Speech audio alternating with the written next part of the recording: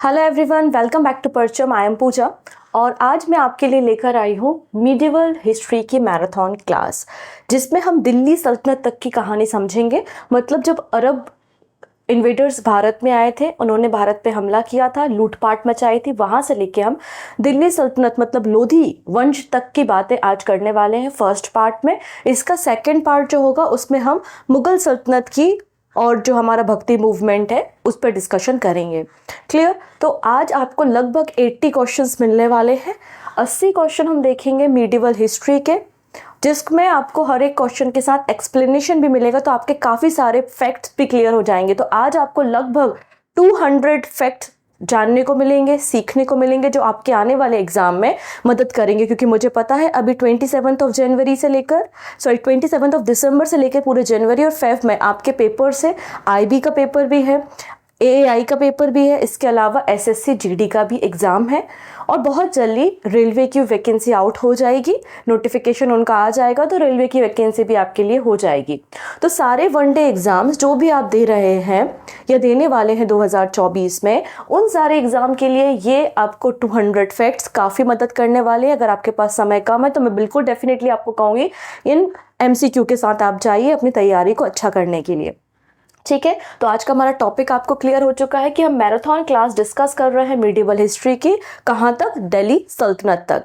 Done इतनी चीज़ें मैं हिंदी और इंग्लिश दोनों में एक्सप्लेन करते हुए चलूँगी, जिससे हिंदी मीडियम और इंग्लिश मीडियम दोनों के स्टूडेंट को कोई भी दिक्कत ना है। अगर आज के क्लास की आपको पीडीएफ लेनी है तो हमारे परचम के एप्लीकेशन पे अवेलेबल होगी, वहाँ से आप पीडीएफ को भी इजीली डाउनलोड कर सकते हैं। वीडियो के एंड में हमेशा की तरह जैसा कि होता है, एक क्वेश्चन ऑफ द डे होता है, जिसका आंसर आप हमें कमेंट सेक्शन में दे सकते हैं। और फटाफट से इस लिंक को अपने फ्रेंड्स के साथ शेयर कर दे, जिससे और भी लोग हमारे साथ जुड़ सके इस मैराथन क्लास में। तो आइए स्टार्ट करते हैं। सबसे पहले फर्स्ट क्वेश्चन की तरफ बात करते हैं।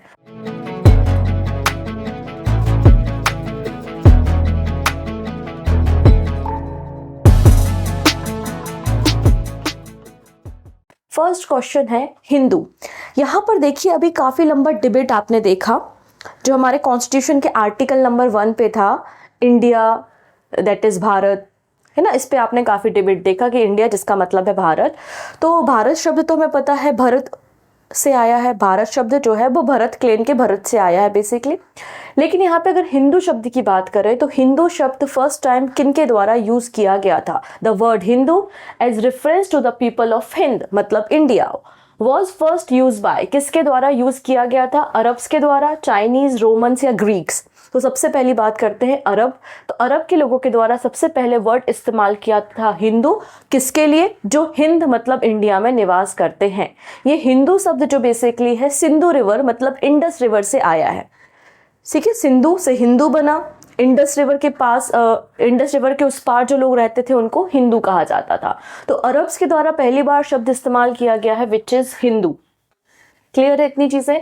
Official name of the Republic of India was derive from the Sanskrit name Sindhu, जिसका मतलब होता है Indus river. Indus Sindhu river से आपका हिंदू वर्ड बेसिकली आया है। ग्रीक लोगों ने भी यहाँ पर सिंधु शब्द का इस्तेमाल किया है ऐसे लोगों के लिए जो इंडस रिवर के बियॉन्ड रहते हैं, इंडस रिवर के उस पार रहते हैं, उनके लिए सिंधु शब्द का इस्तेमाल ग्रीक लोगों के द्वारा किया गया है। जबकि इंडिया जो शब्द है वो ओरिजिनेट हुआ है पर्शिया से या पर्शियन लैंग्वेज से। तो ये कुछ हमारी भाषा के या हमारे जो हिंदू या इंडियन शब्द हैं उसके प्रारंभिक साक्ष्य है ये। चलिए अगले क्वेश्चन की तरफ बात करते हैं। First Muslim attack on India occurred in the year. जैसे कि मैंने कहा, जैसे ही हमारा यहाँ पे एंशिएंट हिस्ट्री खत्म होती है, लेटर मौर्यन पीरियड खत्म होता है, उसके बाद इन्वेडर्स आना शुरू कर देते। कई सारे अरब इन्वेडर्स जो हैं वो भारत पे आते हैं और हमला करते हैं। तो पहला मुस्लिम अटैक इंडिया में कब हुआ था? तो पहला मुस्लिम अटैक इंडिया में 712 में हुआ था, 712 AD में। ऑप्शन भी बिल्कुल करेक्ट हो जाएगा। तब किसने किया था ये भी तो पूछा जा सकता है ना। अगर आपसे पूछ लिया पहला अटैक जो मुस्लिम अटैक था वो कब हुआ था, तो आपने कह दिया 712 AD में ये अटैक हुआ था। अगला क्वेश्चन फ्रेम किया जा सकता है कि किसने किया था, तो मोहम्मद बिन कासिम का नाम याद रखना है। किसका नाम याद रखोगे आप? मोहम्मद बिन कासिम। ये पहले मुस्लिम इन्वेडर है इंडिया में जिन्होंने हमारे देश में अटैक किया है 712 AD में। और जो सिंध मतलब सिंध और मुल्तान का जो एरिया था ना, उसको एनेक्स करने का काम, उसको एक्वायर करने का काम, उसको कॉन्कर करने का काम, कब्जा करने का काम किया है। ठीक है, he conquer the Sindh till Multan. और उस समय वहां पे रूल कौन कर रहे थे? राजा दहीर, राजा दहीर। ठीक, इतनी चीजें। इसके अलावा अगला जो व्यक्ति आता है मोहम्मद बिन कासिम है। आगे अभी हम थोड़ी देर बाद बात करने वाले हैं महमूद ऑफ गजनी के बारे में। और इस गजनी ने हमारे इंडिया पे 17 टाइम्स अटैक किया है, और सोमनाथ मंदिर को लूटने का काम भी इसी गजनी ने किया था। गजनी के बाद आया गौरी। गजनी के बाद कौन आया? गजनी के बाद आया गौरी। ठीक है, सबसे पहले है मोहम्मद बिन कासिम। डन। यहाँ पर आप देख सकते हैं, ये है वो सिंध और मुल्तान का एरिया जहाँ पर मोहम्मद बिन कासिम ने आक्रमण किया था 712 एडी में, जहाँ पे राजा दहिर रहा करते थे। उनका यहाँ पे रूल था बेसिकली। ब्राह्मण राजा थे राजा दहिर, और उनका जो एरिया था सिंध और मुल्तान का, उसको ले लिया था मोहम्मद बिन कासिम ने। तो इस लड़ाई को बेसिकली हम बैटल ऑफ रेवर के नाम से जानते हैं। तो क्वेश्चन ऐसा भी पूछा जा सकता है कि बैटल ऑफ रेवर किसके बीच में हुई थी? तो मोहम्मद बिन कासिम और राजा दहिर के बीच में हुई थी। और मुल्तान से काफ़ी सारा सोना, बहुत सारा गोल्ड जो है वो लूट कर ले गया था मोहम्मद बिन कासिम। और सिटी ऑफ गोल्ड मुल्तान को कहा है किसने? मोहम्मद बिन कासिम ने। तो मोहम्मद बिन कासिम ने किसे सिटी ऑफ गोल्ड कहा है? तो आंसर कहा है मुल्तान को। ठीक है, तो कितने सारे फैक्ट हमको यहाँ से क्लियर हो गए। डिटेल वीडियो कहाँ पर मिलेंगे? तो डिटेल वीडियो जानने के लिए अब यहाँ SSC general awareness target 2024 course हमने लॉन्च किया है। इसमें आपको सारे सब्जेक्ट्स मिलेंगे, polity, economy, history, science, geography, static, GK. इन सारे टॉपिक को आप डिटेल में पढ़ सकते हैं। आपके प्रीलिम से लेकर मेंस तक की तैयारी कराई जाएगी, चाहे आप किसी भी वनडे एग्जाम की तैयारी क्यों ना कर रहे हो, ये कोर्स आपके लिए बेनिफिशियल होगा। साथ ही साथ जनवरी से लाइव डाउट सेशंस भी स्टार्ट हो जाएंगे। आप इनकी पीडीएफ आसानी से डाउनलोड भी कर पाएंगे, और हर एक टॉपिक के बाद उसके PYQs का भी सेपरेट वीडियो आपको मिलेगा। तो कंप्लीट कोर्स को भी लिया जा सकता है, और इंडिविजुअल कोर्सेज भी अवेलेबल है। तो हिस्ट्री का अगर आप कंप्लीट सिलेबस जानना चाहते हैं, पूरा एंशिएंट, मिडिवल और मॉडर्न हिस्ट्री पढ़ना चाहते हैं, तो आप इंडिविजुअल कोर्स को भी ले सकते हैं, चाहे आप किसी भी एग्जाम, इनफैक्ट आप स्टेट PCS एग्जाम की तैयारी ही क्यों ना कर रहे हो। डिस्क्रिप्शन में लिंक आपको मिल जाएगा, कोर्स वहां से परचेस किया जा सकता है। अदरवाइज परचम का एप्लीकेशन है जो कि प्ले स्टोर पे अवेलेबल है, उसे डाउनलोड करके भी आप कोर्स को देख सकते हैं वहाँ, और इसे परचेस कर सकते हैं। क्लियर? आइए हम कुछ और क्वेश्चंस यहाँ पे स्टार्ट करते हैं। नेक्स्ट क्वेश्चन के ऊपर बात करेंगे। तो फटाफट आई थिंक आप लोगों ने लिंक शेयर कर दी होगी अपने फ्रेंड्स के साथ, और पहली बार जो लोग आ रहे हैं वो चैनल को सब्सक्राइब कर लेंगे, जिससे अपकमिंग ऐसे ही मैराथन क्लासेस के आपको अपडेट मिलते रहें। ठीक है, चलिए नेक्स्ट है Hazrat Mohammad the prophet was born in the year. तो बेसिकली पैगंबर हजरत मोहम्मद साहब का जन्म किस ईयर में हुआ है, ये पूछा जा रहा है। ठीक है, तो जन्म कब होता है? 570 AD में इनका जन्म होता है। 570 AD में कहाँ पर? मक्का में। ठीक है, इस्लाम जो शब्द है वो एक अरेबिक लैंग्वेज का टर्म है, जिसका मतलब होता है सरेंडर। जिसका मतलब क्या होता है? इस्लाम का मतलब होता है सरेंडर करना। मतलब अल्लाह के सामने हमारा बिलीफ है, हमने अल्लाह को एक्सेप्ट किया और अपना सब कुछ उनके सामने सरेंडर किया है, लाइक दिस। ठीक है, यहाँ पर अगर बात करेंगे, जैसे कि हम बात करते हैं जैनिज्म के बारे में, तो आपको 2 सेक्ट देखने को मिलते हैं, दिगंबर एंड श्वेतांबर। जब हम बौद्धिज्म की बात करते हैं तो हमको वहाँ पर भी 2 इंपॉर्टेंट सेक्ट्स देखने को मिलते हैं, हीनयान एंड महायान। वैसे जब हम इस्लाम की बात करते हैं तो इस्लाम के भी 2 इंपॉर्टेंट सेक्ट तो बहुत सारे हैं, पर 2 जो इंपॉर्टेंट सेक्ट हमको देखने को मिलते हैं वो है सिया और सुन्नी। सिया वो होते हैं जो अली के सपोर्टर होते हैं, और सुन्नी वो होते हैं जो सुन्ना मतलब कही और सुनी हुई जो पैगंबर साहब की बातें हैं उन पे बिलीव करते हैं बेसिकली। ठीक है, चलिए नेक्स्ट बात करते हैं। When मोहम्मद बिन कासिम कॉन्कर्ड सिंध, तो मोहम्मद बिन कासिम ने सिंध को कब जीता? वही क्वेश्चन है ये कि पहला मुस्लिम अटैकर कौन है इंडिया में? मोहम्मद बिन कासिम है। 712 AD में इसने भारत पे हमला किया, सिंध और मुल्तान का एरिया एक्वायर किया, और मुल्तान को सिटी ऑफ गोल्ड कहा है किसने? मोहम्मद बिन कासिम ने। चलिए नेक्स्ट क्वेश्चन की बात करते हैं। Which of the following Chandel king was defeated by the Mahmud Ghaznavi? तो यहाँ पे उस चंदेल राजा का नाम बेसिकली पूछा गया है जिन्हें डिफीट किया था महमूद गजनबी ने। तो आपको पता है मोहम्मद बिन कासिम के बाद गजनी आया, गजनी के बाद गौरी आया। ये गजनी जो है भारत पे 17 टाइम्स अटैक करता है, 17 बार हमला करता है। ठीक है, तो इसने डिफीट किया था चंदेल किंग विद्याधर, और ये चंदेल राजा है, इनका नाम आपको बिल्कुल रट लेना है।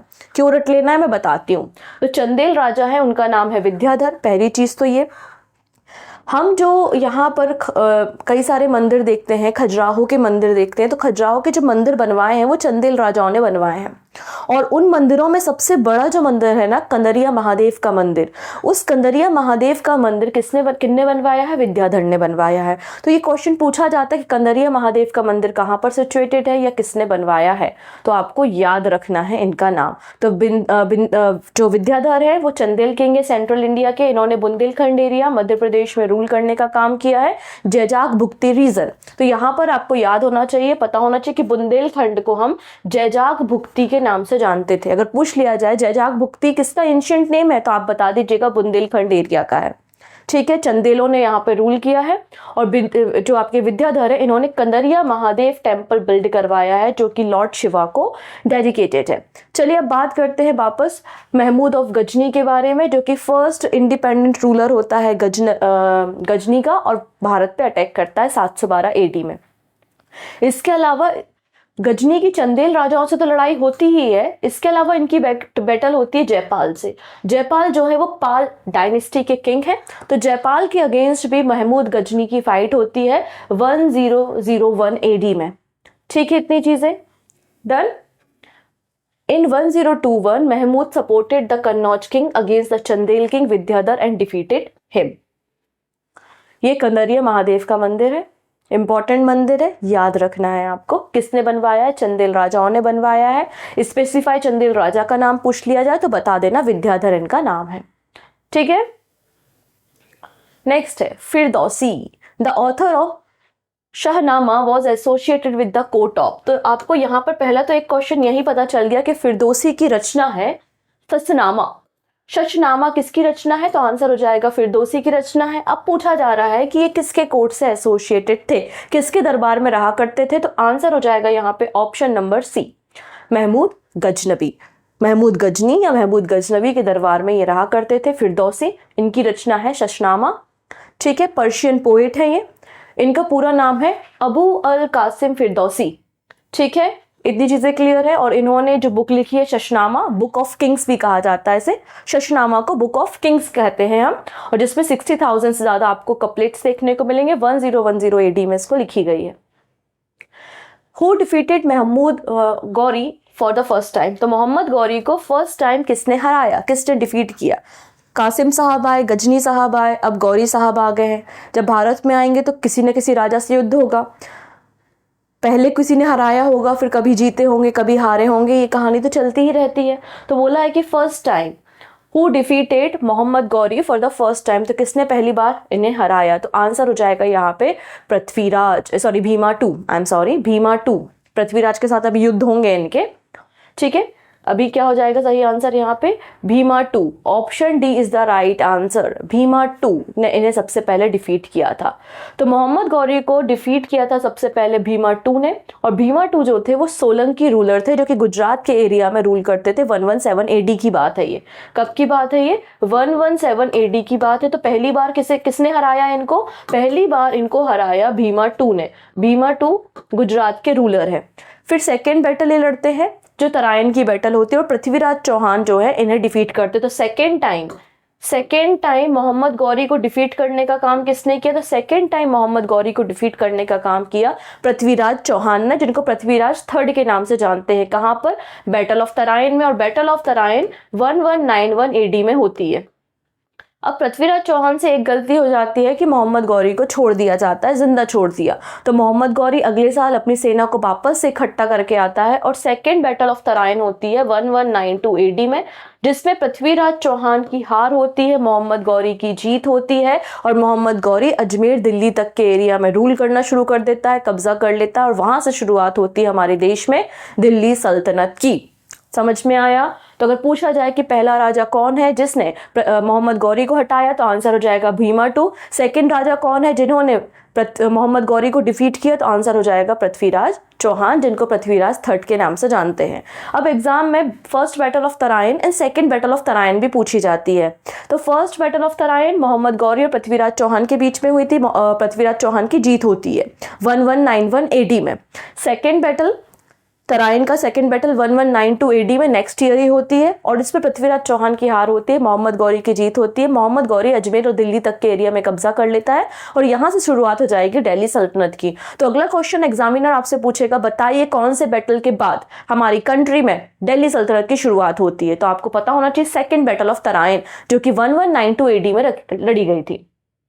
क्लियर हो गए सारे पॉइंट्स? देखिएगा, in which battle Mohammad Ghori defeated Jaichand. Jaichand को किस बैटल में गौरी ने डिफीट किया था? तो गौरी ने अगली जो बैटल लड़ी है उस बैटल का नाम है, वन सेकेंड, हाँ, उस बैटल का नाम है बैटल ऑफ चंदावर। ठीक है, तो हमने देख लिया बैटल ऑफ चंदावर 1194 एडी में लड़ी गई है। कब लड़ी गई है? 1194 एडी में बैटल ऑफ चंदावर हुई है, जिसमें जयचंद्र को डिफीट करने का काम गौरी ने किया है। Jaichand was defeated by the Ghori at the battle of Chandawar in 1194 AD. Jaichand जो थे वो राजपूत किंग थे, चंदावर डायनेस्टी के, चंदावर वंश के राजपूत राजा का नाम जयचंद्र था। और जयचंद्र कन्नौज मतलब उत्तर प्रदेश कन्नौज का जो एरिया है वहां पे रूल कर रहे थे और जयचंद्र को डिफीट किया था गौरी ने 1194 एडी में। तो आपको यहाँ पर कुछ बैटल जो है वो गौरी से रिलेटेड है, आपको याद रखनी है। First battle of Tarain 1191 Prithviraj Chauhan की जीत, second battle of Tarain 1192 AD Mohammad Ghori की जीत, बैटल ऑफ चंदावर 1194 मोहम्मद गौरी की जीत होती है जयचंद्र को हरा के।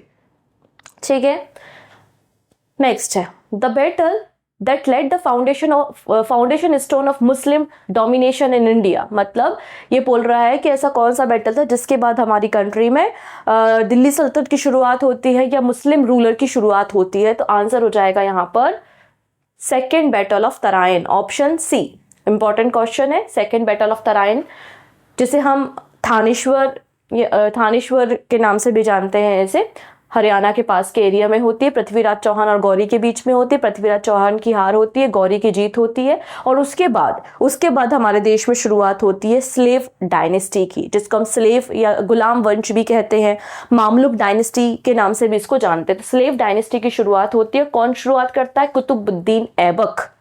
कुतुबुद्दीन ऐबक कौन है? मोहम्मद गौरी का स्लेव है, इसलिए जब ये फाउंडेशन स्टोन रखना है इसलिए इसका नाम रखते हैं स्लेव डायनेस्टी। ठीक है, और इसने 1206 से 1290 तक, मतलब ये जो गुलाम वंश है दिल्ली का, गुलाम वंश ने 1206 से 1290 तक रूल किया है। ठीक है, इसे मामुलुक डायनेस्टी के नाम से भी जानते हैं। ठीक है, यहाँ पर आप एक गौरी का एम्पायर पूरा देखते हैं, अजमेर दिल्ली तक का एरिया इसने कैप्चर किया हुआ है। ठीक है, ये पूरे गौरी का एम्पायर आपको देखने को मिलेगा। Done. Next, Who among the following did not contribute to build the famous Qutub Minar? Qutub Minar कहाँ है? दिल्ली में है। इंडो इस्लामिक आर्किटेक्ट का एक उदाहरण है, इंडो इस्लामिक कला का एक उत्कृष्ट उदाहरण आपको देखने को मिलेगा, विच इज कुतुब मीनार। कुतुब मीनार आपको दिल्ली में देखने को मिल जाएगी। 5 स्टोरी मंजिल है ये। ठीक है, 5 स्टोरी आपको पूरी बिल्डिंग देखने को बेसिकली मिलती है। पूछा है कि कुतुब मीनार को बनाने में किस राजा का कोई हाथ नहीं है, हाथ पैर या राजा का इन्वॉल्वमेंट बेसिकली है नहीं। तो देखिए, कुतुबुद्दीन ऐबक ने फाउंडेशन स्टोन रखा था, फिर इल्तमश ने काम कराया और फिर जब बिजली गिर गई कुतुब मीनार पे तो वो उसका थोड़ा सा बिल्डिंग का कुछ पार्ट टूट गया था, तो उसको रीबिल्ड कराने का काम फिरोज शाह तुगलक ने किया।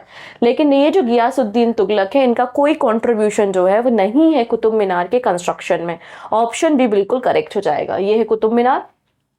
ठीक है, 5 स्टोरी रेड स्टोन टावर है जो कि लगभग 72 मीटर हाई आपको देखने को मिल जाएगा। 13वीं सेंचुरी के आसपास इसको तैयार किया, लगभग 75 ईयर्स का समय लगा है इस बिल्डिंग को तैयार करने में।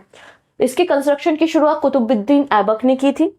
ठीक है, लेकिन कुतुबुद्दीन ऐबक काम फिनिश नहीं कर पाया था, तो इल्तमश जो था कुतुबुद्दीन ऐबक का दामाद था, तो इल्तमश ने फिर इस कंस्ट्रक्शन को पूरा कराया था। बाद में 1368 में इस बिल्डिंग को रिपेयर कराने का काम मोहम्मद बिन तुगलक और फिरोज शाह तुगलक ने किया। तो मोहम्मद बिन तुगलक और फिरोज शाह तुगलक ने इसको रिकंस्ट्रक्ट करवाया था, मतलब जो बिजली वगैरह गिर गई थी, इस पर डैमेज हो गई थी, तो रीबिल्ड कराने का काम किया है।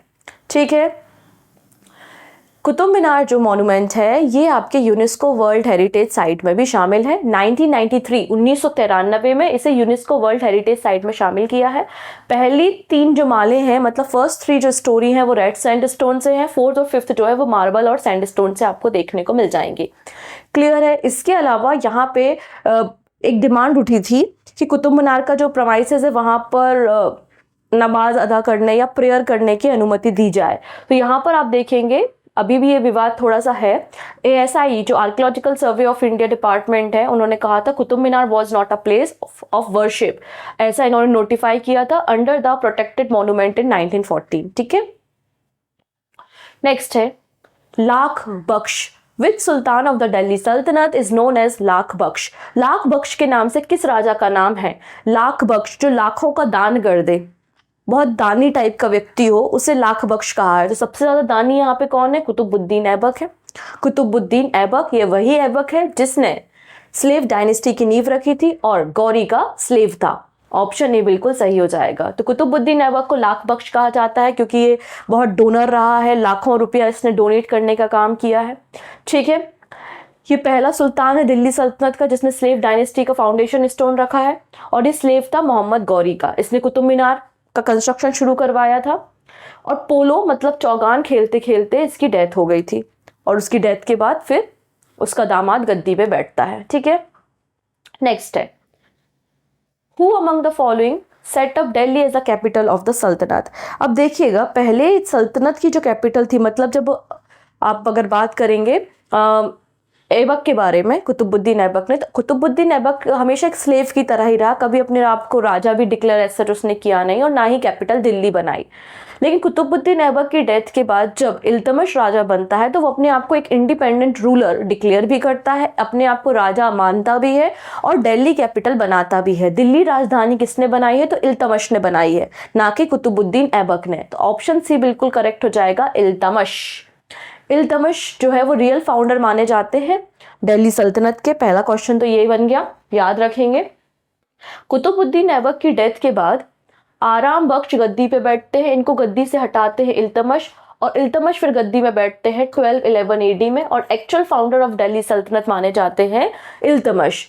इल्तुतमिश ने जो कैपिटल थी वो लाहौर से दिल्ली शिफ्ट की थी, मतलब ऐबक के समय, कुतुबुद्दीन ऐबक के समय कैपिटल क्या रही होगी? लाहौर। इसको दिल्ली शिफ्ट करने का काम किसने किया? तो आंसर हो जाएगा इल्तुतमिश ने किया, और इसने अपने आप को एक टाइटल भी दिया, सुल्तान आजम।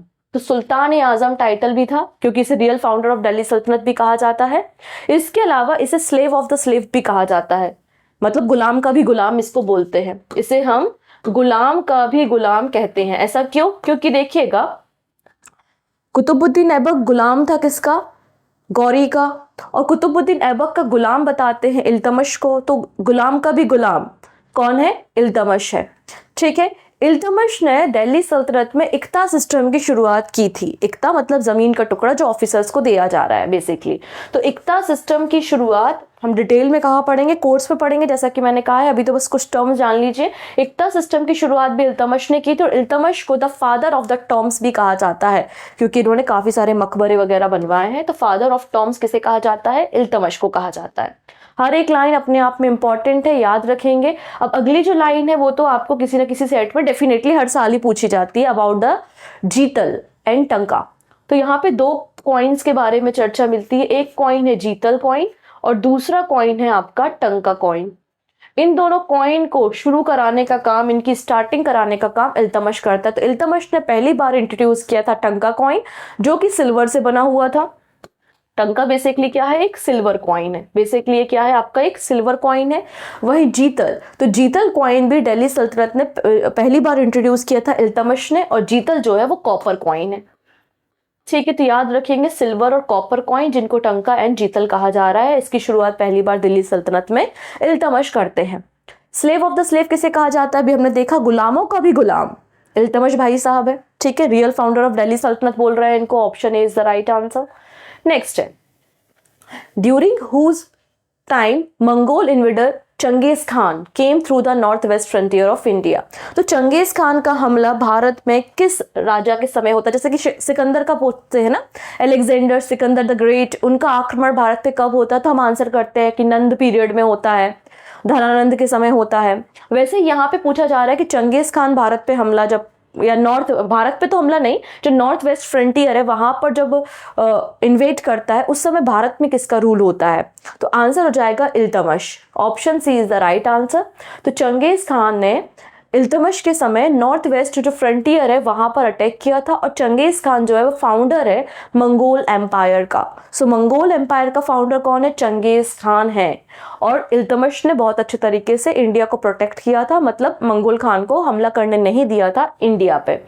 ठीक है, मंगोल एम्पायर का जो राजा है ये चंगेज खान, इसने कई सारे इन्वेजन किए हैं इंडियन सब कॉन्टिनेंट के एरिया में, लगभग 1221 से लेकर 1327 तक।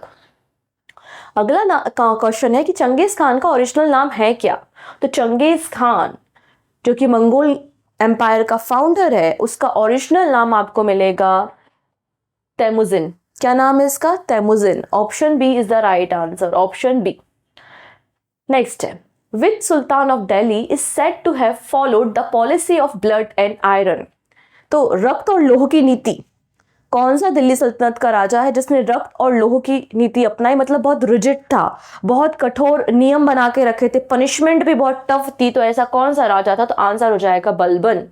Option C is the right answer, option C is the right answer. तो गियासुद्दीन बलबन ये 9th सुल्तान था, 9th नंबर का सुल्तान था स्लेव डायनेस्टी का। जो स्लेव वंश है ना, या गुलाम वंश जो चल रहा है, जिसकी शुरुआत कौन कर रहा है? ऐबक साहब कर रहा है, फिर इल्तुतमिश आ रहे हैं। तो उसी लाइन में 9th नंबर का जो राजा है वो कौन है? गियासुद्दीन बलबन है।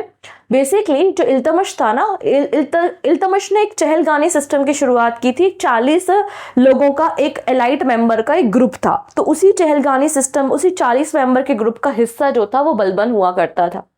ठीक है, बलबन नाम basically, Balban was given the title of Ulugh Khan. Balban को उलूग खान भी कहा जाता है।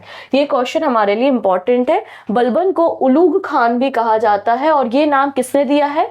बाय सुल्तान नसीर उद्दीन महमूद। तो सुल्तान नसीर उद्दीन महमूद के द्वारा बलबन को नाम दिया गया है, विच इज उलूग खान। इनके डेडिकेशन के कारण, इनके वर्क स्टैंडर्ड के कारण ये नाम दिया गया था। अच्छा, बलबन ने ना एक पर्शियन फेस्टिवल की शुरुआत की थी, विच इज नवरोज। ये क्वेश्चन यहां पर आप लगा देते हैं स्टार, ये क्वेश्चन क्योंकि लगातार एग्जाम में बनता है। ठीक है, तो पर्शियन फेस्टिवल नवरोज की शुरुआत किसने की थी? बलबन ने की थी। देखिए, who among the following introduce the famous Persian festival Navroz in India? So answer is Balban, Ulugh Khan. Option D is the right answer. Next है, Which of the following Sultan has called himself the helper of the Khalifa? मतलब अपने आप को, अब क्योंकि जब मैंने आपको जब डिटेल लेक्चर्स मैंने लिए थे तब मैंने आपको बताया था कि जो इंडो ग्रीक थे, शक थे, कुषाण थे, ये लोग अपने आप को कंपेयर करते थे गॉड से, स्पेशली इंडो ग्रीक। और इंडो ग्रीक ही वो पहले पर्सन्स रहे हैं जिन्होंने भारत में ऐसे कॉइन्स चलाए जिसमें आपको देवी देवता या फिर जिसमें आपको रूलर्स के नाम देखने को मिलते हैं, रूलर्स की पिक्चर देखने को मिलती है। तो रूलर्स या राजाओं की पिक्चर वाले जो कॉइन्स शुरू किए हैं वो इंडो ग्रीक ने किए हैं, और वो अपने आप को कंपेयर करना शुरू कर चुके थे राजा के बराबर, हम तो गॉड के बराबर, हम तो गॉड के ही रिप्रेजेंटेटिव है, हमारी बात मानो, हम भगवान, हम अल्लाह के भगवान के बंदे हैं, सिंपल से शब्दों में। तो यहाँ पे ऐसा कौन सा सुल्तान है जो खुद को हेल्पर ऑफ खलीफा कह रहा है, और उसने एक इंस्क्रिप्शन भी लिखवाया है, अपने आप को क्या कहा है? हेल्पर ऑफ खलीफा भी कहा है, और उसके लिए उसने एक इंस्क्रिप्शन भी लिखवाया है। कहाँ पर? तो यहाँ पर आप देखेंगे ग्रह मुक्तेश्वर एक मस्जिद है, उसकी दीवार पर एक इंस्क्रिप्शन लिखवाया है। तो वो आंसर हो जाएगा यहाँ पे बलबन। ठीक है, बलबन। तो यहाँ पर आपको कुछ बातें पता चल गई। पहली बात आपको ये पता चल गई कि ग्रह मुक्तेश्वर इंस्क्रिप्शन का रिलेशन बलबन से है। बलबन ने इस इंस्क्रिप्शन में अपने आप को हेल्पर ऑफ खलीफा कहा है। ये जो इंस्क्रिप्शन है अरेबिक लैंग्वेज में है और 1283 एडी के आसपास इसे लिखा गया है। ठीक है, ये बातें हमें पता चल गई। इसके अलावा कुछ और बातें हम करते हैं। और जैसे कि मंगोल जो थे, वो मंगोलों का इन्वेजन तो चल ही रहा था, तो अपने पूरे एम्पायर को मंगोलों के आक्रमण से, मंगोलों के अटैक से सेव करने के लिए इसने क्या किया था? फोर्टिफिकेशन करने का काम किया था, किलेबंदी करने का काम भी किसने किया था? बलबन ने किया था। बलबन ने ब्लड एंड आयरन की पॉलिसी को अडॉप्ट किया था। रक्त और लोह की नीति इसे कहा जाता है। क्या कहते हैं इसको हम? रक्त और लोह की नीति। ठीक है, ये किसने शुरू की है, किसने अडॉप्ट की है? तो बलबन ने की है। बलबन ने एक पर्शियन फेस्टिवल नवरोज की शुरुआत भी की थी। इसके अलावा 2 और रिचुअल्स की शुरुआत की थी बलबन ने। कौन से हैं वो रिचुअल्स? तो सिजदा करना और पैबोस, मतलब किसिंग द फीट। तो इन दोनों सिस्टम की शुरुआत भी किसने की है? बलबन ने की है। ठीक है, next, which sultan of Delhi assume the title of Alexander the great, या फिर सेकेंड अलेक्जेंडर, सेकेंड सिकंदर महान खुद को कहने वाला कौन था? चलो हिंट दूं मैं आपको, मूवी भी आई है इस पे, याद आया कुछ? दीपिका पादुकोण, बिल्कुल सही समझा आपने, खिलजी साहब, अलाउद्दीन खिलजी या खिलजी। ठीक है, option C is the right answer, option C. तो यहाँ पे सिकंदर ए सानी, सानी का मतलब होता है सेकेंड। ठीक है, तो सिकंदर ए सानी, अलेक्जेंडर द सेकेंड, ये टाइटल किसने लिया है? तो ये टाइटल लिया है अलाउद्दीन खिलजी ने या खिलजी ने। ठीक है, जब स्लेव डायनेस्टी फॉल हो जाती है, जब स्लेव डायनेस्टी का अंत हो जाता है, उसके बाद खिलजी आते हैं। क्योंकि आपको पता है दिल्ली सल्तनत अगर पूरी बात करें तो दिल्ली सल्तनत में फाइव किंगडम्स होते हैं, या 5 डायनेस्टीज या 5 वंश आपको देखने को मिलेंगे। पहला तो आपने देख लिया कि स्लेव या गुलाम है, सेकंड नंबर पे आते हैं खिलजी। ठीक है, सेकंड नंबर पे आते हैं खिलजी, और इसी खिलजी का जो रूलर होता है वो होता है कौन? अलाउद्दीन खिलजी, जो अपने आप को टाइटल देता है सिकंदर ए सानी। ठीक है, और इसने अपनी कैपिटल बनाई थी सीरी, सीरी फोर्ट, इंपॉर्टेंट फोर्ट है, क्वेश्चन बनता है सीरी फोर्ट। तो सीरी फोर्ट किसने बनवाया? अलाउद्दीन खिलजी ने बनवाया। 1303 में इसने अपनी कैपिटल कहाँ बनाई थी? सीरी में बनाई थी। ठीक है, अपने आप को टाइटल इसने 2 टाइटल दिए थे, एक तो सिकंदर ए सानी और एक सिकंदर ए आजम। इसके अलावा इनके ही कंटेम्पररी, इनके ही कोर्ट में रहा करते थे आमिर खुसरो। सभी ने सुना है आमिर खुसरो के बारे में, नाम सुना ही है उनका। हमारी कंट्री में तबला को इंट्रोड्यूस करने वाले कौन है? आंसर हो जाएगा आमिर खुसरो है। ठीक है, तो आमिर खुसरो को तूतिए ए हिंद, मतलब पैरट ऑफ इंडिया, तूतिए हिंद का टाइटल भी किसने दिया है? अलाउद्दीन खिलजी ने ही दिया है। तो वीवीआईपी क्वेश्चन इसको लिख लेंगे। ठीक है, डन। नेक्स्ट है, विच डायनेस्टी ऑफ दिल्ली सल्तनत rule for the shortest period. तो जैसा कि मैंने कहा कि दिल्ली सल्तनत में आपको गुलाम वंश मिलता है, खिलजी है, तुगलक है, इसके अलावा आपको लोधी मिलते हैं और सैयद मिलते हैं। तो सबसे शॉर्टेस्ट पीरियड किसका? तो सबसे शॉर्टेस्ट पीरियड है सैयद का। ऑप्शन यहाँ पे सही हो जाएगा ऑप्शन डी खिलजी। ठीक है, ऑप्शन डी यहाँ पे करेक्ट हो जाएगा, खिलजी। खिलजियों का रूल सबसे कम है, विच इज ओनली 30 ईयर्स। ठीक है, 30 ईयर्स तक इन्होंने रूल किया है, शॉर्टेस्ट ड्यूरेशन है इनका। और लॉन्गेस्ट कौन है? तुगलक है। लॉन्गेस्ट कौन है? तुगलक है। सबसे लंबा कौन है? तुगलक है, 94 ईयर्स लगभग इन्होंने रूल किया है। ठीक है, तो सही आंसर क्या हो गया यहाँ पे आपका? खिलजी। नेक्स्ट बात करते हैं, हमने एक रचना पढ़ी है, आपने सुना होगा मलिक मोहम्मद जायसी की। मलिक मोहम्मद जायसी की रचना का नाम है पद्मावत, जिसमें रानी पद्मनी की कहानी है। वो जौहर वाली कहानी आपने सुनी होगी, देखी होगी पिक्चर में, उनकी ही बात कर रहे हैं। तो पद्मिनी जो रानी है वो बेसिकली किसकी वाइफ है? तो आंसर हो जाएगा राणा रतन सिंह की वाइफ है। Option A is the right answer. तो चित्तौड़ में इन्वेट करा किसने? अलाउद्दीन खिलजी ने। अलाउद्दीन खिलजी ने 1303 एडी में, 1303 एडी में अलाउद्दीन खिलजी आक्रमण करता है चित्तौड़ में, और चित्तौड़ के राजा होते हैं कौन? राजा रतन सिंह, और उनकी ही वाइफ होती है रानी पद्मनी। तो रानी पद्मनी को पाने की चाह में बेसिकली अलाउद्दीन खिलजी जो है वो चित्तौड़ पे हमला कर देते हैं। ठीक है, ये इंफॉर्मेशन हमें पद्मावत मलिक मोहम्मद जायसी की रचना से देखने को मिलती है। ठीक है, चित्तौड़ पे हमला करने के बाद इसको एक्वायर कर लेते हैं और चित्तौड़ का नाम खिरजाबाद रख देते हैं। इनके अपने बेटे, सुल्तान का जो बेटा होता है खिरज खां, तो खिरज खान के नाम पे चित्तौड़ का नाम खिरजाबाद कर दिया जाता है। तो खिरजाबाद किसका नाम है? तो आंसर हो जाएगा चित्तौड़। खिरजाबाद किसके बेटे पे रखा गया नाम है? अलाउद्दीन खिलजी। ठीक है, इसके अलावा अलाउद्दीन खिलजी देवगिरी पे भी हमला करते हैं, और देवगिरी में बेसिकली वो खुद नहीं जाते हमला करने, उनका जो कमांडर होता है मलिक काफूर जो है वो कैप्चर करता है देवगिरी फोर्ट को। तो देवगिरी फोर्ट को कौन कैप्चर कर रहा है? मलिक काफूर। अलाउद्दीन खिलजी के जनरली जो साउथ इंडिया के कैंपेन्स है ना, दक्षिण भारत के जो अभियान है, उनको लीड करने का काम मलिक काफूर ने किया है, और मलिक काफूर को 1000 दिनारी कहा जाता है। मलिक काफूर को 1000 दिनारी के नाम से जानते हैं। ठीक है, नेक्स्ट, अलाउद्दीन पहला ऐसा सुल्तान है दिल्ली सल्तनत का जो कि परमानेंट स्टैंडिंग आर्मी रखना शुरू करता है। एक लार्ज परमानेंट स्टैंडिंग आर्मी सबसे पहले किसने रखी? तो अलाउद्दीन ने रखी, और ये अपनी आर्मी के जो सोल्जर्स हैं उनको कैश में पेमेंट किया करता था। ठीक है, अब इसने 2 और मिलिट्री में रिफॉर्म किए हैं। तो 2 नए सिस्टम्स इंट्रोड्यूस किए हैं, चेहरा एंड डार्क सिस्टम। चेहरा सिस्टम का मतलब है कि जो भी सोल्जर आप अपनी आर्मी में भर्ती कर रहे हो उसका पूरा डिस्क्रिप्शन हमारे पास होना चाहिए। तो हर एक सोल्जर का फुल डिस्क्रिप्शन चेहरा सिस्टम होता है। डार्क सिस्टम का मतलब होता है हॉर्स की ब्रांडिंग करना, हॉर्स सही है कि नहीं है, बीमार तो नहीं है, बूढ़ा तो नहीं है, युद्ध में ले जाने के लायक है कि नहीं। तो ब्रांडिंग करना बेसिकली घोड़े की, हॉर्स की, वो कहलाता है डार्क सिस्टम। और इसको भी किसने चलाया? अलाउद्दीन खिलजी ने। ठीक है। विच of the following Sultan introduce market reform? तो मार्केट रिफॉर्म किसने किया? बिल्कुल सोचिए, जरा सोचिए। एक राजा ने पहली बार अपनी परमानेंट स्टैंडिंग लार्ज आर्मी रखी है। अपनी आर्मी को क्या कर रहा है? वो पैसे दे रहा है, कैश में पेमेंट कर रहा है। तो कैश पे पेमेंट करने के लिए उसकी ट्रेजरी में उतना कैश होना चाहिए। तो अलग अलग फिर सोर्स हमें देखने पड़ेंगे जहां से हम कैश कलेक्ट कर सकें एज अ टैक्स।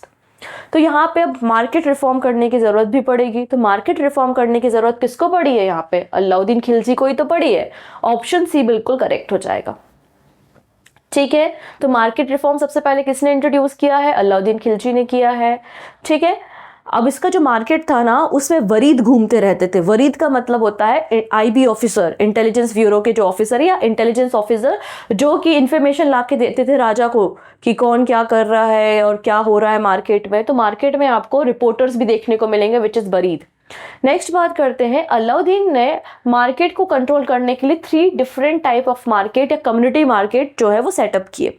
कौन कौन से मार्केट है? एक तो ग्रेन मार्केट जहाँ पे आपको ग्रेन्स मिलते थे, मंडी।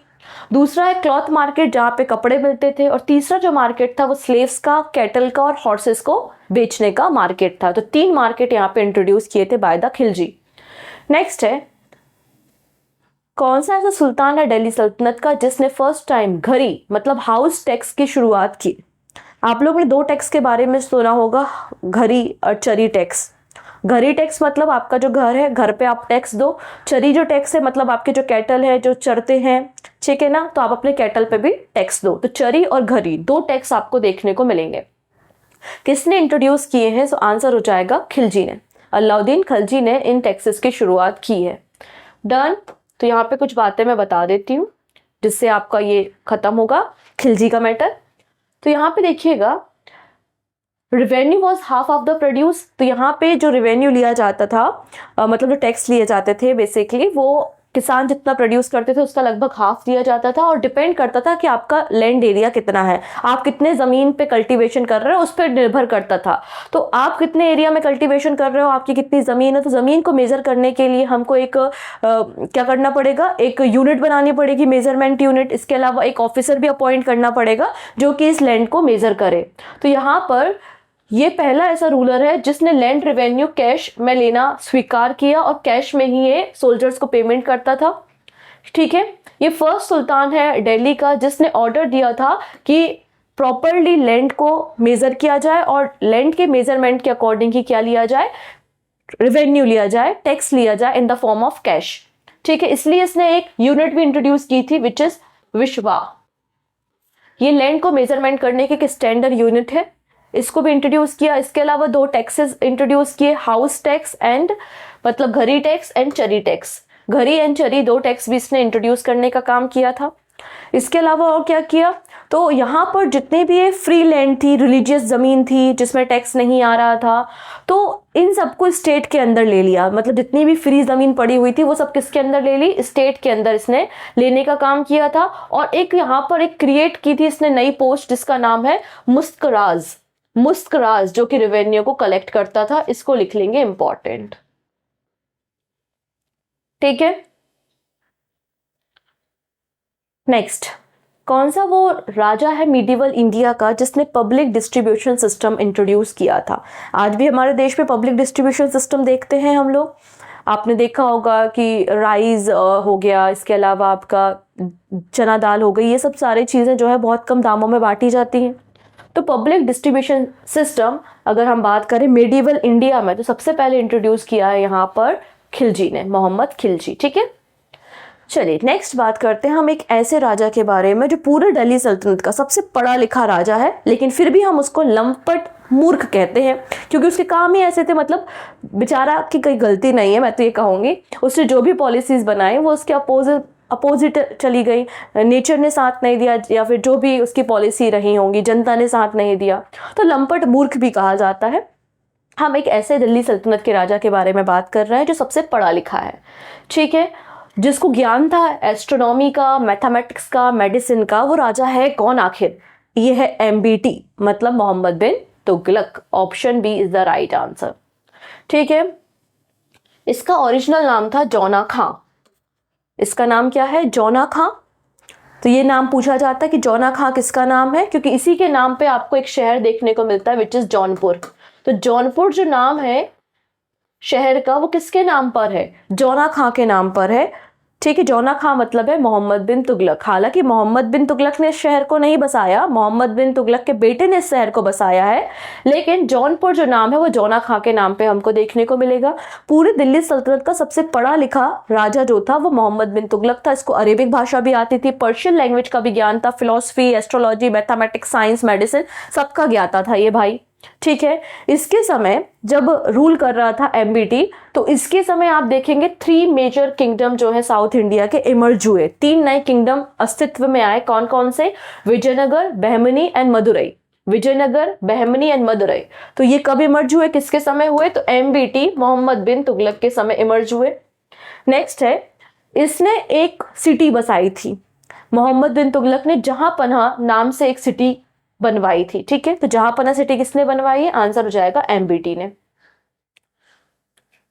गाजी Malik was the founder of which dynasty? अब ये क्वेश्चन इंसानों को घबरा सकता है। ठीक है, गाजी मलिक, तो गाजी मलिक बेसिकली किस से एसोसिएटेड है? तो आंसर हो जाएगा ये तुगलक से है। तो ये आपका जो गियासुद्दीन तुगलक या GT है ना, उसका नाम ही, उसका टाइटल है गाजी। गाजी मलिक उसे कहा जाता है। तो गियासुद्दीन तुगलक ने ही तुगलक वंश की नींव रखी थी।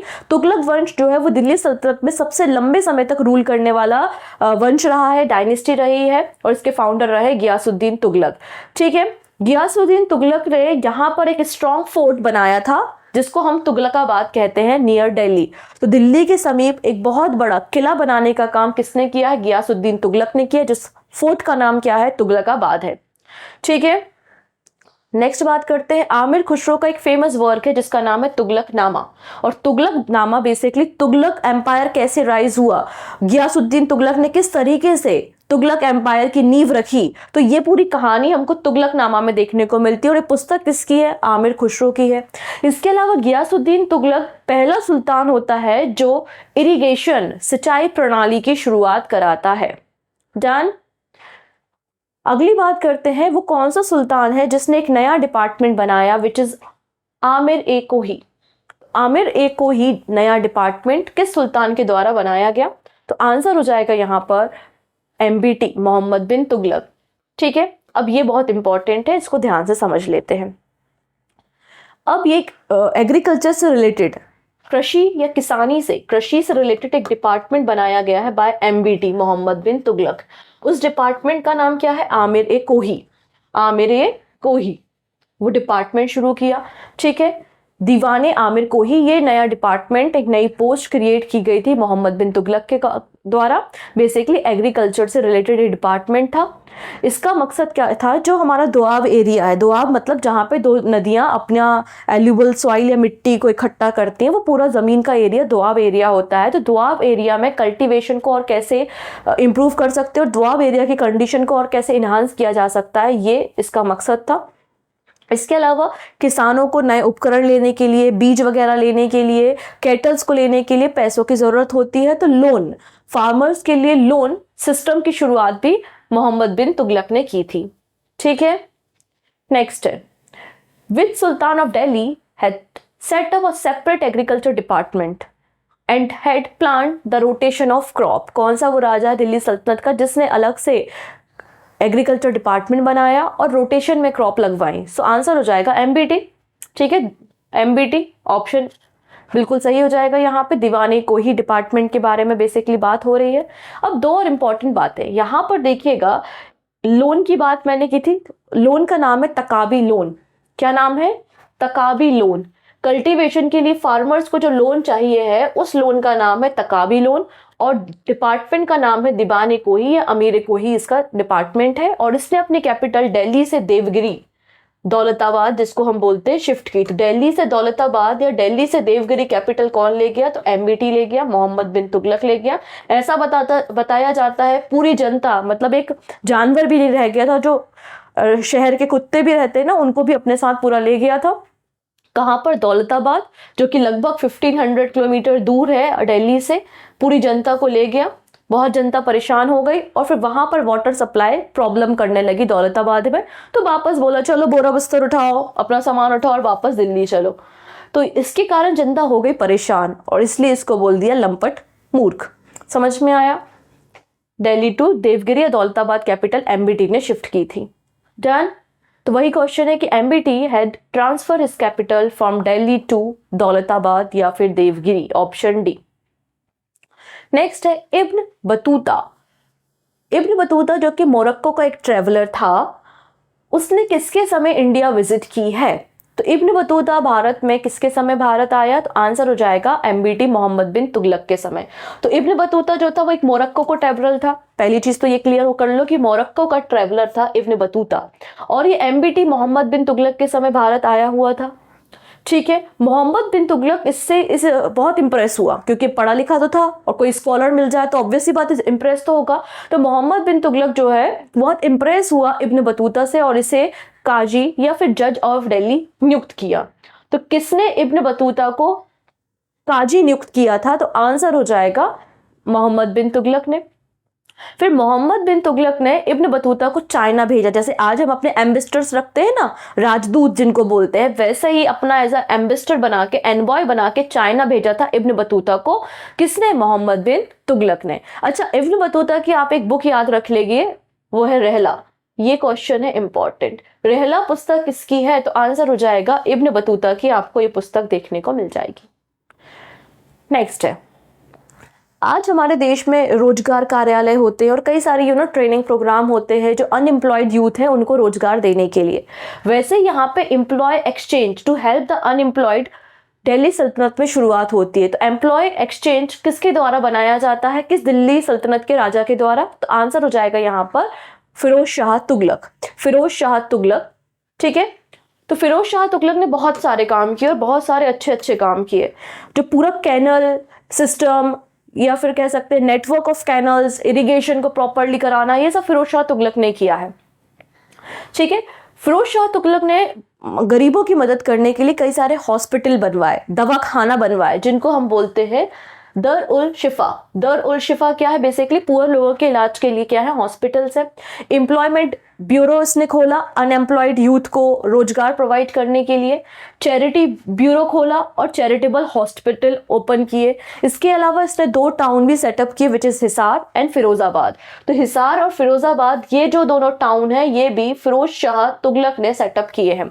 आप लोग फिरोज शाह कोटला स्टेडियम के बारे में जानते होंगे जो दिल्ली में है, जिसका नाम आपका अरुण जेटली स्टेडियम कर दिया है, तो वो भी इसने ही बनवाया था। ठीक है। अब इसने जैसे कि इल्तमश ने 2 सिक्के जारी किए थे, जीतल और टंका। टंका जो कि सिल्वर कॉइन था, जीतल जो कि कॉपर कॉइन था। वैसे ही इसने भी 2 नए कॉइन इंट्रोड्यूस किए। 50% ऑफ जीतल जिसे बोला गया अद्धा, और 23% ऑफ जीतल जिसे बोला गया बिच। ठीक है। नेक्स्ट है, इसने 3 नए डिपार्टमेंट बनाए थे। एक तो डिपार्टमेंट ऑफ पब्लिक वर्क था। नेक्स्ट है दीवाने खैरात। बेसिकली खैरात का मतलब यही होता है ना, गरीबों को दान करना, वो पुअर गर्ल्स वगैरह जो होती हैं उनकी मैरिज कराना। ठीक है, वो है दीवाने खैरात। नेक्स्ट है दीवाने बंदगान। ये स्लेव्स के लिए जो आपके उस समय गुलाम रहा करते थे, दास रहा करते थे, दासों का डिपार्टमेंट था दीवाने बंदगान। तो ये दोनों डिपार्टमेंट आपको याद रखने। तो ले दे के मैंने 3 डिपार्टमेंट बताए हैं आपको, दीवाने कोही, दीवाने खैरात एंड दीवाने बंदगन। ठीक है। नेक्स्ट है the sultan of Delhi who was very concern about the charity. ठीक है। और उसने एक दीवान ए खैरात डिपार्टमेंट भी बनाया। वो कौन सा राजा है? तो फिरोज शाह तुगलक है। Simple, option C is the right answer. ठीक है। अब फिरोज शाह तुगलक ने यहाँ पे एक नया टैक्स भी इम्पोज करना शुरू किया था for the first time in the history of Delhi सल्तनत। वो कौन सा है? इरिगेशन टैक्स, सिंचाई पे कर। सिंचाई पे कर, सिंचाई कर इंट्रोड्यूस करने वाला कौन है? फिरोज शाह तुगलक है, जिसे बोला गया शर्ब। ठीक है। अब इसे 4 और टैक्स लगाए थे इस्लाम्स पे, जो इस्लामिक लोग थे उन पे 4 टैक्स लगाए थे। कौन कौन से 4 टैक्स हैं? खराज, खाम, जिजिया एंड जकात। खराज लैंड टैक्स था। खाम 1/5 of the looted property during the war.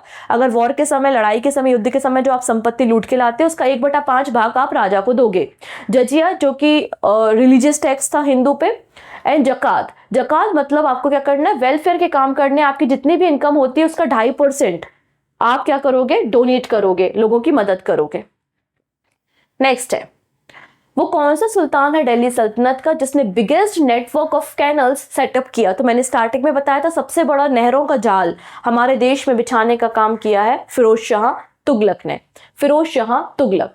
अब फिरोज शाह तुगलक के बारे में एक बहुत इंपॉर्टेंट बात मैं बता रही हूं जो कि एग्जाम पॉइंट ऑफ व्यू से बहुत इंपॉर्टेंट है। देखिएगा, फिरोज शाह तुगलक से पहले हम अशोक की बात करते हैं। अशोक के कई सारे पिलर एडिक्ट्स आपको देखने को मिलते हैं, जिनमें आपको 2 एडिक्ट देखने को मिलते होंगे। एक है दिल्ली टोपरा और एक है दिल्ली मेरठ। तो दिल्ली मेरठ और दिल्ली टोपरा जो पिलर एडिक्ट है उनको दिल्ली उठा के लाने का काम फिरोज शाह तुगलक ने किया है। बेसिकली दिल्ली टोपरा जो इंस्क्रिप्शन था या एडिक्ट था, पिलर एडिक्ट, वो कहाँ पे था? टोपरा में था, हरियाणा में था। उसको उठा के ले आया दिल्ली। दिल्ली मेरठ जो इंस्क्रिप्शन था वो भी मेरठ में था, उसको भी उठा के लाया दिल्ली। कौन लेकर आया? फिरोज शाह तुगलक लेकर आया। ठीक है। फिरोज शाह तुगलक ने एक फिरोजाबाद शहर बनाया था, इसको भी आपको याद रखना है। ठीक है। और कुतुब मीनार को रिबिल्ड कराने का काम भी फिरोज शाह तुगलक ने किया था। नेक्स्ट है, who was the first sultan of Delhi to have levied haq e sharb और the irrigation tax? Irrigation tax किसने लगाया? तो आंसर हो जाएगा फिरोज शाह तुगलक ने लगाया।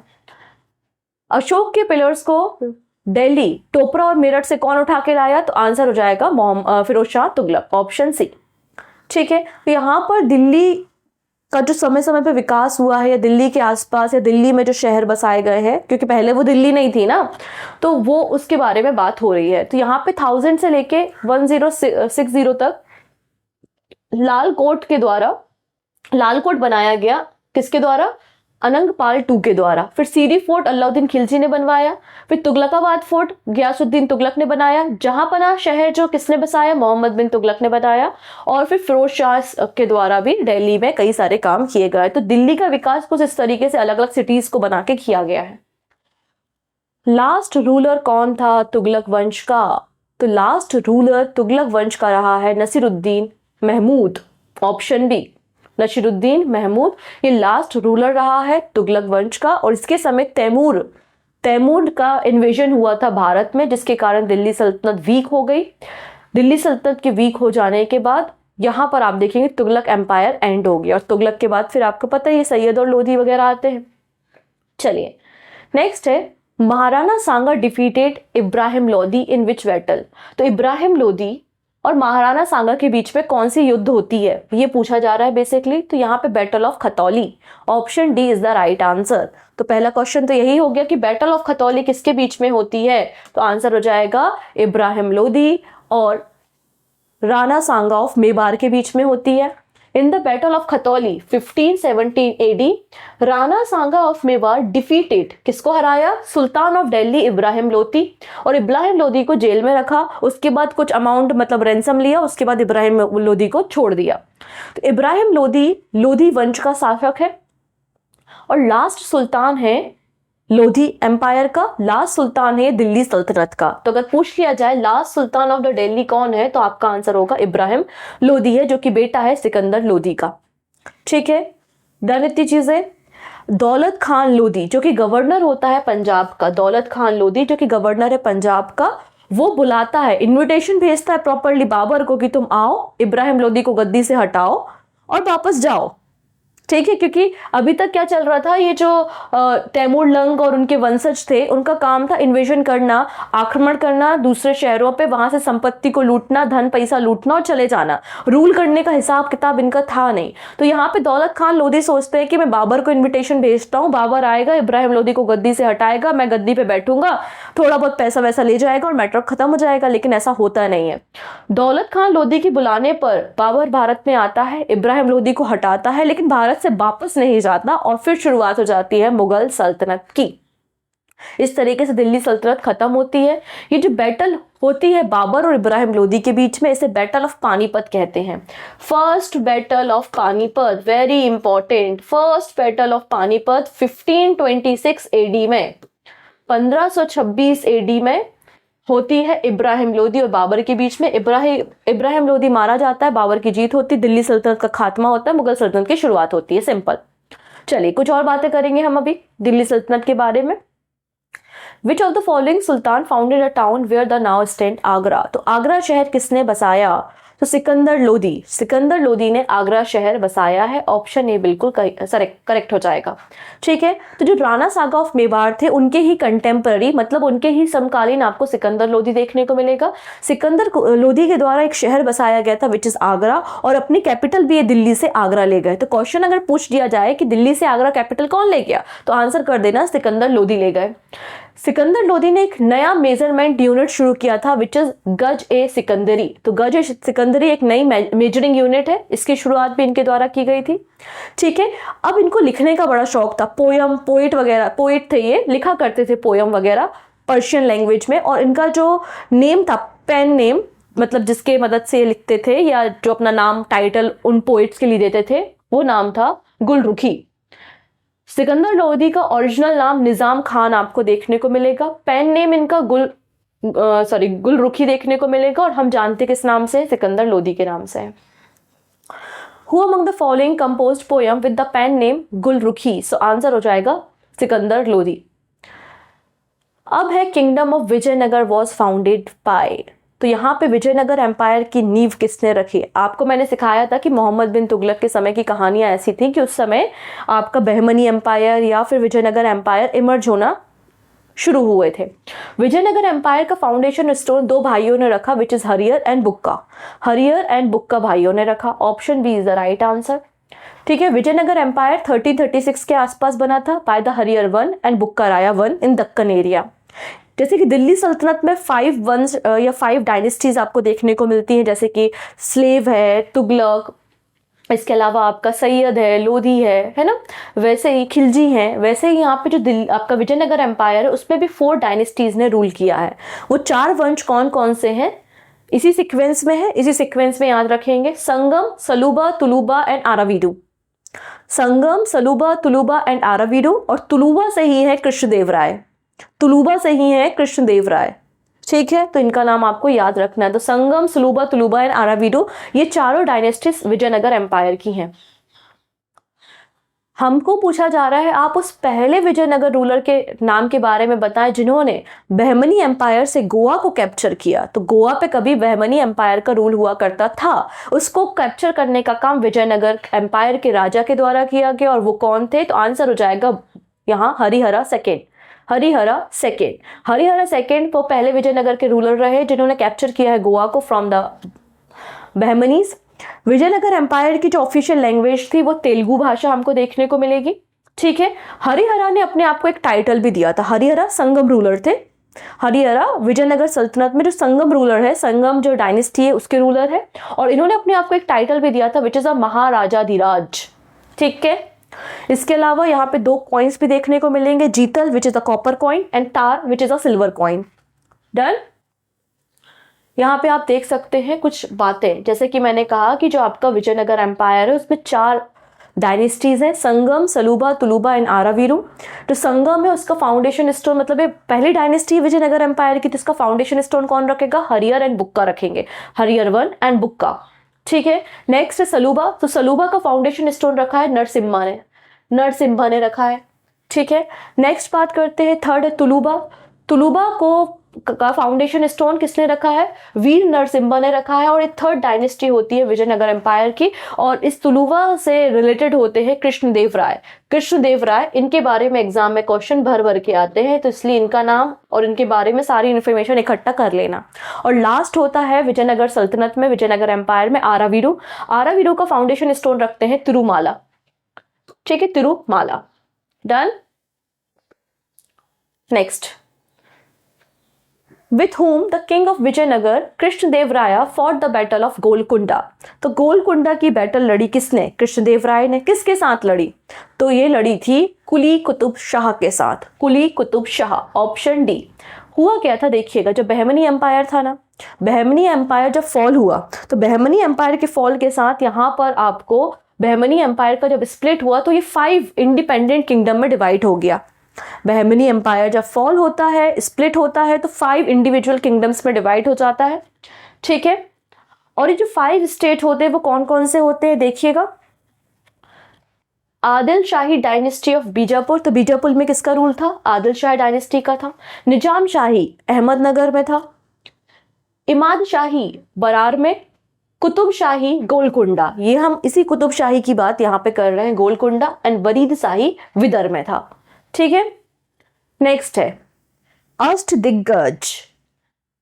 अष्टदिग्गज जो कि कृष्णदेव राय के दरबार में थे, वो कौन थे? जैसे कि आप अकबर के बारे में बात करते हैं तो नवरत्नों की बात करते हैं, हम विक्रमादित्य चंद्रगुप्त सेकंड के बारे में बात करते हैं तो उनके दरबार में भी 9 स्कॉलर्स थे। यहाँ पर हम अष्टदिग्गज की बात कर रहे हैं, तो ये अष्टदिग्गज बेसिकली 8 तेलुगु पोएट है। कौन है ये अष्टदिग्गज? 8 तेलुगु पोएट है, और इनमें से एक आपने नाम डेफिनेटली सुना होगा, तेनाली रामा का। तो तेनाली रामा जो है वो इनके कोर्ट में ही थे, कृष्णदेव राय के। क्लियर है इतनी चीजें? Classic era of the Telugu literature, classical era of the Telugu literature Krishnadeva Raya का पीरियड कहलाता है। इनके दरबार में अष्टदिग्गज थे। ठीक है, इतनी चीजें। नेक्स्ट बात करते हैं बाबर की जो ऑटोबायोग्राफी है जिसका नाम है बाबरनामा। बाबरनामा में लिखा है कि उस समय का सबसे पावरफुल जो रूलर इंडिया में रहा है वो कृष्णदेव राय है। ऐसा हमें बाबरनामा में इंफॉर्मेशन देखने को मिल जाती है। अब जब कृष्णदेव राय रूल कर रहे थे विजयनगर एम्पायर में, तो उस समय एक पोर्चुगीज ट्रेवलर उनके दरबार में आए थे। पोर्चुगीज ट्रेवलर का नाम क्या है? Domingo page. डोमिंगो पेज, तो याद रखना है, पोर्चुगल है और कृष्णदेव राय के कोर्ट में आए थे। आंध्र भोज किसे कहा जाता है? जैसे कि राजा भोज के बारे में आपने सुना होगा, भोपाल शहर उन्होंने बसाया, तो वैसे ही आंध्र भोज के नाम से जाना जाता है कृष्णदेव राय को। कृष्णदेव राय ग्रेटेस्ट रूलर रहे हैं पूरे विजयनगर एम्पायर में। ठीक है, इन्हें आंध्र भोज या आंध्र पितामह के नाम से जाना जाता है। ठीक है, अब इसके अलावा इन्होंने कई सारे मंदिरों का निर्माण भी कराया है। एक ग्रेट बिल्डर भी रहे हैं कृष्णदेव राय। कौन से मंदिर हैं? Hazara Rama temple and Vittala Swami temple. Hazara Rama temple and Vittala Swami temple Krishnadeva Raya ने बनवाया है। कृष्णदेव राय ने यहाँ पर नई सिटी भी बनवाई है अपनी वाइफ या अपनी रानी नागला देवी की याद में, और उस सिटी का नाम क्या है? नागलापुरम। तो नागलापुरम जो शहर है वो किसने बसाया? कृष्णदेव राय ने बसाया। कृष्णदेव राय जो थे वो एक ऑथर भी थे, उनको लिखना वगैरह बहुत पसंद था। तो आपको 2 वर्क देखने को मिलेंगे कृष्णदेव राय के। एक है आमुक्तमाल्यदा, आमुक्तमाल्यदा जो कि तेलुगु वर्क है, पॉलिटी पे बेस्ड है, और दूसरा है जाम्बावती कल्याणम। ये संस्कृत ड्रामा आपको देखने को मिलेगा जिसके ऑथर भी आपको कृष्णदेव राय मिल जाएंगे। नेक्स्ट है कृष्णदेव राय ने कौन सी सिटी बसाई? तो आंसर हो जाएगा यहाँ पे Nagalapuram. Option C is the right answer. ठीक है, next Abdul Razzaq. Abdul Razzaq एक जो कि पर्शियन ट्रेवलर है, वो किसके समय इंडिया आते हैं? तो अब्दुल रज्जाक भारत आते हैं देवराया सेकंड के समय। किसके समय? देवराया सेकंड। अब्दुल रज्जाक जो कि एक पर्शियन ट्रेवलर है और इस्लामिक स्कॉलर है। ठीक है, ये एम्बेसडर होते हैं शाहरुख के। शाहरुख जो कि पर्शियन डायनेस्टी का एक किंग है और विजिट करते हैं विजयनगर एम्पायर को देवराय सेकंड के समय, और देवराय सेकंड संगम डायनेस्टी से बिलोंग करते हैं। ठीक है, हु वॉज द निकोलो कॉन्टी? तो निकोलो कॉन्टी कौन है? तो निकोलो कॉन्टी एक इटालियन ट्रेवलर है जो कि विजयनगर एम्पायर को विजिट करते हैं। इटालियन ट्रेवलर जो कि विजयनगर एम्पायर को आते हैं वो है निकोलो कॉन्टी। तो कई बार ये ट्रेवलर और किस कंट्री से आए, किसके समय भारत में विजिट किया, भर भर के क्वेश्चन आते हैं। जैसे कि इब्न बतूता मोरक्को का ट्रेवलर था, हरिहरा वन के समय आया। निकोला द कोंटी इटली का ट्रेवलर है, तो यहाँ पर देवराया के समय आ गया ये। फिर है अब्दुल रज्जाक, पर्शियन ट्रेवलर है, देवराया 2 के समय आया। नेक्स्ट है यहाँ पर अथेंशियस निकितिन, रशियन ट्रेवलर है और ये विरूपाक्षराया 2 के समय आता है। नेक्स्ट है यहाँ पे 2, एक तो डोमिंगो पेस जिनके बारे में मैंने बताया था, पोर्चुगीज है, और दूसरे है दुराते बारबोसा, ये भी पोर्चुगीज है और ये दोनों कृष्णदेवराय के समय आए थे। और लास्ट है फर्नाओ नूनीज, ये पोर्चुगल है और ये अच्युतय देवराया के समय आए थे। तो ये आपको याद रखने हैं, 2-4 बार पढ़ेंगे आपको याद हो जाएगा। Battle of Talikota, Vijayanagar empire का अगर हम फॉल देखते हैं, डिस्ट्रक्शन देखते हैं, तो इसी बैटल के बाद होता है, which is the battle of Talikota. तो बैटल ऑफ तालिकोटा किसके बीच में लड़ी गई थी? तो विजयनगर एम्पायर एक तरफ तो डेफिनेटली था, दूसरी तरफ एक कंबाइंड फोर्स थी। किसकी कंबाइंड फोर्स थी? बीजापुर, अहमदनगर एंड गोलकुंडा की। तो option B is the right answer. ठीक है, विजयनगर एम्पायर जिसकी आर्मी को लीड कर रहे थे रामा राय, और यहाँ पे दूसरी तरफ साउथ इंडियन किंगडम्स हैं, गोलकुंडा, बीजापुर और अहमदनगर, जिसको लीड कर रहे हैं अली आदिल शाह। ये जो बैटल होती है इसे ही बैटल ऑफ तालिकोटा के नाम से जाना जाता है, जिसमें विजयनगर एम्पायर की हार होती है और विजयनगर एम्पायर का डिस्ट्रक्शन शुरू हो जाता है। चलिए अब ये क्वेश्चन करके दिखाइए, समय ले लीजिए इस क्वेश्चन को करने के लिए, लेकिन करके दिखाइए। यहाँ पे बताना है कि कौन सा पेयर करेक्टली मैच है।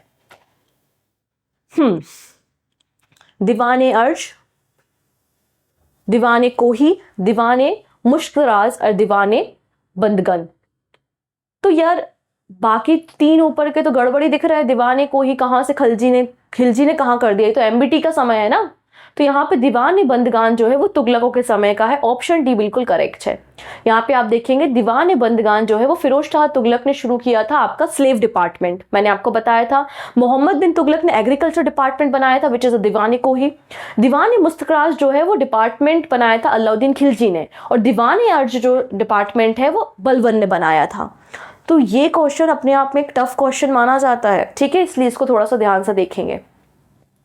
अब पूछा है इनमें से कौन सा पेयर करेक्टली मैच नहीं है, नॉट करेक्टली मैच। दीवाने रियासत बलबन, दीवाने खैरात फिरोज शाह तुगलक, बिल्कुल सही। दीवाने कोही मोहम्मद बिन तुगलक, बिल्कुल सही। दीवाने मुस्कराज अलाउद्दीन खिलजी। अब इसमें पूछ रहा है कौन सा मैच नहीं, तो दीवान ए मुस्कराज तो खिलजी ने बनाया और दीवान ए रियासत भी खिलजी ने बनाया। दीवान ए रियासत और दीवान ए मुस्कराज दोनों ही खिलजी के हैं, बलबन का नहीं है, ठीक है। टंका सिल्वर कॉइन, तो टंका और जीतल के बारे में बताया था, इल्तुतमिश ने इसकी शुरुआत की थी। ऑप्शन बी बिल्कुल करेक्ट हो जाएगा। 5th story of Qutub Minar किसके समय पे तैयार हुई है? तो आंसर हो जाएगा यहाँ पे फिरोज शाह तुगलक।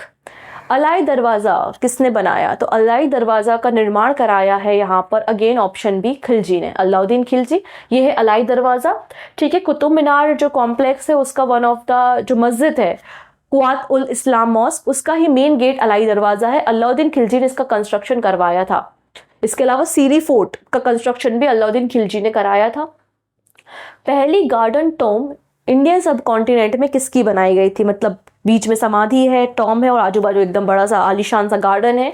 तो हुमायूं की टॉम अगर आप देखेंगे आपको दिख जाएगी, ये है हुमायूं की टॉम जो कि पहली गार्डन टॉम है इंडिया में, ठीक है। यहाँ पर 150 से ज़्यादा मुस्लिम सल्तनत के लोगों के शव हैं, मतलब उनकी समाधियाँ हैं, ठीक है। और इसको यूनेस्को की कल्चर हेरिटेज साइट में भी शामिल किया गया है, वर्ल्ड हेरिटेज साइट में 1993 में, ठीक है।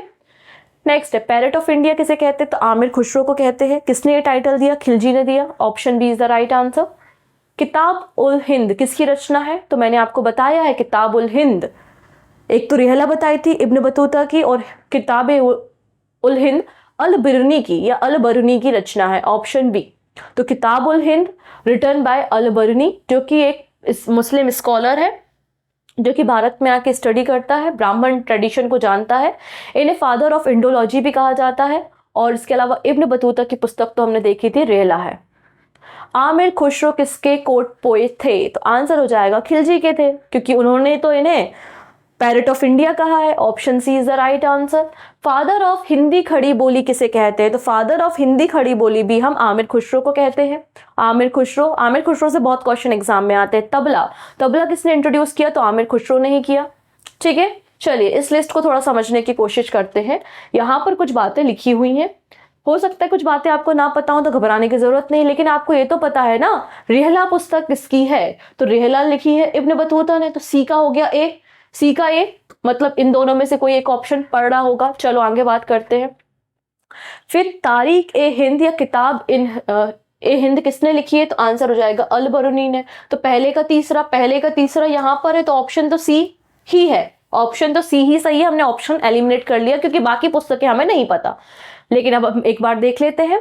तारीख ए हिंद अल बरूनी की पुस्तक है, फिर तारीख ए दिल्ली खुसरो, रिहला इब्न बतूता, फिर है तबकत ए नासरी ये मिनाजगी है। ठीक है, तो कई बार ऑप्शन एलिमिनेट करना सीखिए, जरूरी नहीं कि सारा ज्ञान आपको, सारी बातें आपको याद हो। अब सिटी ऑफ जौनपुर किसकी मेमोरी में तैयार हुआ है, तो सिटी ऑफ जौनपुर तैयार हुआ है मोहम्मद बिन तुगलक की मेमोरी में। ठीक है, नेक्स्ट है how many kingdom rule over Vijayanagar, तो 4 किंगडम ने रूल किया है विजयनगर में, संगम, तुलुबा, सुलुबा एंड आरावीरू। ठीक है, ऑप्शन ए। नेक्स्ट है विजयनगर एम्पायर का वो कौन सा रूलर है जिसने अपने आप को एक टाइटल एडॉप्ट किया है जिसका नाम है गजा वेटिकरा, मतलब डिस्ट्रॉयर या हंटर ऑफ एलिफेंट, तो ये टाइटल लिया है देवराया सेकेंड ने। नेक्स्ट है दूरते बारबोसा, जिसने विजयनगर एम्पायर को विजिट किया था किसके कोर्ट में, मतलब किसके समय पे, तो आंसर हो जाएगा यहाँ पे कृष्णदेव राय, पोर्चुगीज है ये। ठीक है, पोर्चुगीज है, ऑप्शन ए। फिर यहां आ जाएगा Vittala temple Hampi, was build by which of the following ruler, तो हम्पी टेम्पल विठला टेम्पल किसने तैयार किया, तो आंसर हो जाएगा देवराया 2।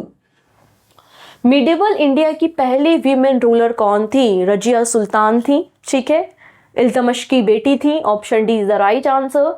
मोहम्मद बिन तुगलक का रियल नाम क्या था, तो जौना खां था, हमने डिस्कस कर लिया है। नेक्स्ट है दिल्ली सल्तनत में इक्ता सिस्टम की शुरुआत तो इल्तमश ने की थी, बिल्कुल डेफिनेटली सही है, तो लेकिन इक्ता जो इक्तदारी सिस्टम है उसको हेरिडिटी बना दिया था किसने, फिरोज शाह तुगलक ने। सैयद वंश का लास्ट रूलर कौन था, तो खिर्ज खान ने सैयद डायनेस्टी की नींव रखी थी, फाउंडेशन स्टोन रखा था, और आलम यहाँ पे शाह लास्ट रूलर था। नेक्स्ट है Tughlaq Nama was written by, Amir Khusro की पुस्तक का नाम है तुगलक नामा। अब्दुल रजाक हु विजिटेड विजयनगर किस कंट्री से थे, तो अब्दुल रजाक जो थे वो कहां से बिलोंग करते थे, पर्शिया से। अब्दुल रजाक कहां से थे, पर्शिया से थे। देवराया 2 के समय इन्होंने विजिट किया। ये जो फॉरेन अकाउंट्स की लिस्ट है ना, इसको रट लीजिएगा, विजयनगर एम्पायर से क्वेश्चंस बनते हैं यहाँ पे। ठीक है, तो एक बार इसको ध्यान से समझ लीजिएगा, रट लीजिएगा। नेक्स्ट है अब्दुल रजाक किसके समय विजयनगर एम्पायर विजिट किया था, देवराया सेकेंड के समय किया था, जैसा कि हमने देखा। नेक्स्ट है एक ट्रेवलर है जो भारत आते हैं, विजयनगर एम्पायर को देखते हैं और क्या कहते हैं, a city like Vijayanagar is neither seen with eyes nor heard by ears in the whole world. ऐसी सिटी ना मैंने कभी आंखों से देखी है ना कानों से सुनी है, कुछ इस तरीके से विजयनगर एम्पायर है, मतलब विजयनगर एम्पायर की प्रशंसा कर रहा है। कौन है भाई ये, तो आंसर हो जाएगा यहाँ पे अब्दुल रजाक। ठीक है, देवराया सेकेंड वाला। This is the question of the day. यहाँ पे पूछा गया है एथेनेसियस निकेटिन जो कि विजयनगर एम्पायर आए थे वो किस कंट्री से थे। इसके अलावा आप मुझे ये भी बता देना ये किस एम्पायर मतलब किस रूलर के समय भारत आए थे। ठीक है, तो दोनों क्वेश्चंस के आंसर आप हमें देंगे कमेंट सेक्शन में। आई थिंक आपको ये पूरा चैप्टर समझ में आया होगा। ठीक है, नेक्स्ट वीडियो में मिडिवल इंडिया का हम सेकंड पार्ट देखेंगे जिसमें हम मुगल सल्तनत और भक्ति मूवमेंट के कुछ क्वेश्चंस को वहां पे डिस्कस करेंगे। आज भी आपको लगभग 200 फैक्ट्स यहाँ पे पता चल चुके हैं। अगर वीडियो अच्छा लगा तो लाइक करके जाएंगे और अपने फ्रेंड्स के साथ शेयर करेंगे। सो मिलते हैं नेक्स्ट वीडियो में। Take care and bye bye.